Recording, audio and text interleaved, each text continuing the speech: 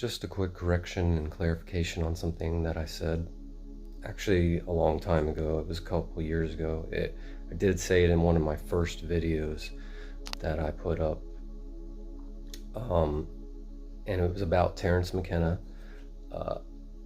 I was under the impression, or the assumption, whatever, the distortion, that the experiences most people were having, especially those dealing with like the machine elves and the gnomes and those kind of things that Terence McKenna had shared that he had experienced.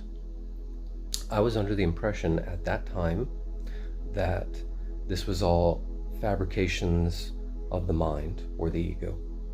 This was because when I woke up, in realizing that my personality was programming, and in separating myself from the constant monkey mind and flow of thoughts and moving myself to a truer, deeper level of my being, I mistook the mind itself for the ego.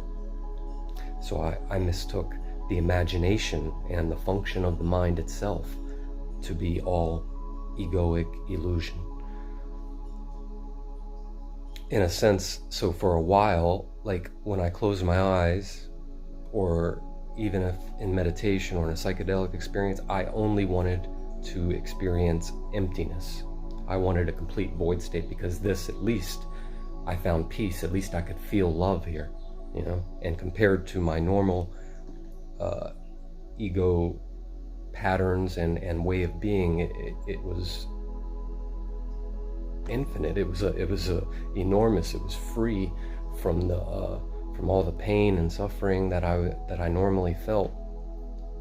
And so it was a great way for me to spiritually bypass, and for a long time that's what I did, you know, not realizing that what we want to do is fully integrate that. I knew I wanted to integrate that feeling into every moment of my being, but I couldn't figure out how to do it, you know. So I would just keep going back to meditation to find it.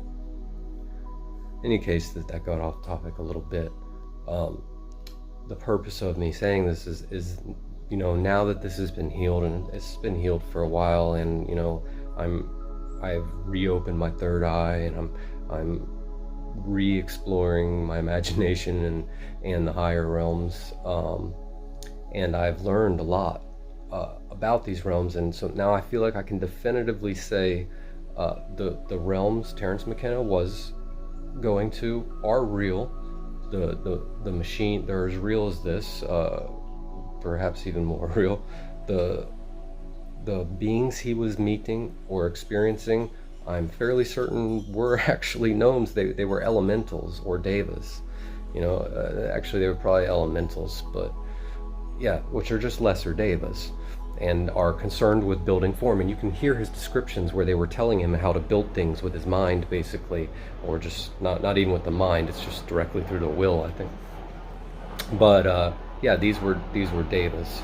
So these were real realms, and for him to go directly, fully into that elemental world in that way, either this was simply an agreement, you know, made at a soul level to help share these things with the world, or more likely, I think, is that he is directly tied to that realm. Like that was probably an aspect of him there, because there are human souls incarnated now that are cross-evolutionary paths, meaning they are also, or they have incarnated in the past in the Davic kingdom, you know.